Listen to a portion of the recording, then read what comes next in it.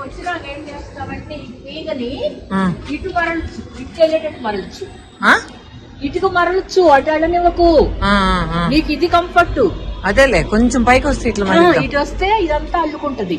ఇదంతా నీకు అటైతే ఇబ్బంది పడతావు. ఇప్పుడు స్టార్ట్ చేస్తావా?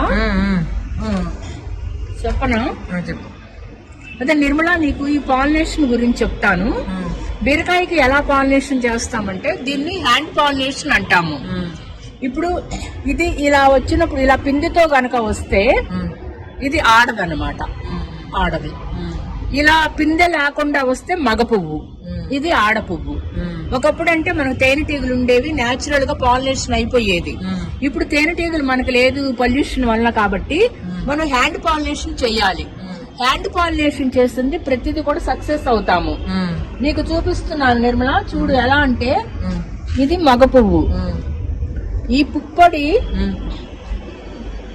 ఇలా మనం టచ్ చేయాలి, జస్ట్ ఇలా టచ్ చేసి ఇట్లా మనం వదిలేసేస్తాం అంతే. వస్తే ఈ పుప్పొడి ఆ పుప్పొడి కలుపుకొని పాలినేషన్ జరుగుతుంది. జస్ట్ మనకి ఒకవేళ అయిందో లేదో అనుకుంటే చెయ్యొచ్చు, ఇంకో దాన్ని కూడా చెయ్యొచ్చు. మగ పువ్వులు తక్కువ ఉన్నప్పుడు, మగ పువ్వులు ఎక్కువ ఉన్నప్పుడు మనం వాడుకుంటాము. మగ పువ్వు ఒక్కటే ఉందనుకో, చాలా ఆడ పువ్వులు పాలినేషన్ చెయ్యొచ్చు. ఇప్పుడు ఒకవేళ సపోజ్ అది సక్సెస్ అయిందో లేదో అని భయం వేస్తే ఇంకో పువ్వుతో కూడా మనం టచ్ చేయొచ్చు. మగ పువ్వే జస్ట్. నీకు ఈ రోజు ఒక్కటే కాస్తుంది, ఆడ పువ్వు ఒక్కటే వచ్చింది నీకు. మగ పువ్వులు చాలా ఉన్నాయి కాబట్టి నేను 2 పువ్వులతో చేస్తాను నిర్మల. దట్స్ ఎనఫ్, చాలు. ఇంకా 2 మగ పువ్వులు ఉన్నాయి, మరీ వద్దులే. అంటే అదే చెప్తున్నాను చూడు. ఆడ పువ్వుకి ఇలా కాయతో వస్తుంది, అదే గుర్తు ఎవరికైనా. ఆడ పువ్వు ఇలా పిందెందు చూడు, కనపడుతుందా?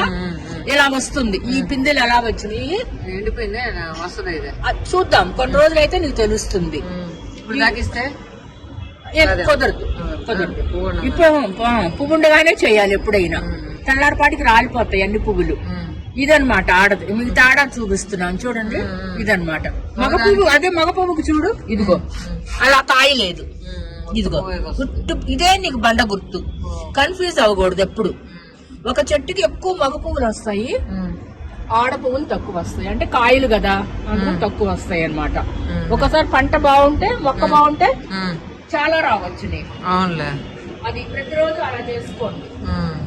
పందిరి వేసాడు, ఆ పందిరి మీద వాళ్ళు ఇచ్చేది. వంకాయలు 2 కాస్తున్నాయి అక్క మాక. ఎన్ని వంగ చెట్లు వేసా, వంకాయలు 2 కాస్తున్నాయి. ఈ పక్క ఉండే ఎంత ఇక్కడ. ఇంకా కొయ్యలా ఫస్ట్ వంకాయ ఇది. Okay okay, very good.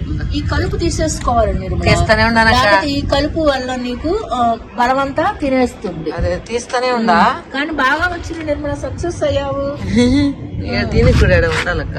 ఉంటుందిలే, ఉంటుందిలే. ఇంకోటి ఏడో చూసా. నువ్వేమేమి వేస్తున్నావు మరి ఎరువులు? నేను ఏమీ లేదక్క, ఊర్లోంచి తెచ్చులా పేడ, అదొక్కటే వేసా. అది కొత్తగా పెట్టావు కదా, బాగా వచ్చింది.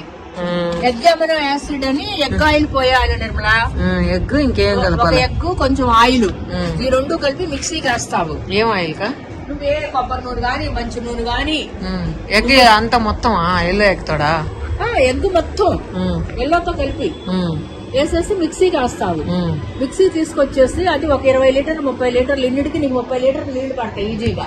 ఆ 30 లీటర్ల బకెట్ లో ఆ మిక్సీ జార్ తెచ్చి ముంచేస్తావు. అంటే అది కూడా క్లీన్ అవుతుంది అప్పుడు ఈజీగా నీకు. జారు కూడా ముంచేయగానే నీకు ఆ నీరంతా నీకు బాగా పలసగా అయిపోతుంది, జిడ్డుగా ఉండదు, జిడ్డుగా ఉండదు. ఇప్పుడు మా మొక్కలన్నిటికీ ఎన్ని కోడిగుడ్లు పడతాయా? ఒక్క గుడ్డు చాలు నీకు. ఎన్ని మొక్కలుగా? ఒక్క గుడ్డు చాలు. ఒక్కొక్క దానికి ఒక మొగ్గే పోస్తావు. సరే సరే. ముందు నీళ్లు పట్టుకున్నాక, నీళ్లు పట్టేసుకున్నాక మొక్కలకి గుడ్లో 2 స్పూన్లు ఆయిల్ వేసి మిక్స్ చేసేసి ఒకటి కాదనుకుంటే 2 గుడ్లు. 2 గుడ్లు వీటన్నిటికీ ఒక గుడ్డే చాలు. ఎందుకంటే నీళ్లు పట్టినాక ఒక్క మొగ్గే, ఎందుకంటే తడి ఉంటుంది కదా, ఒక మొగ్గు చాలు.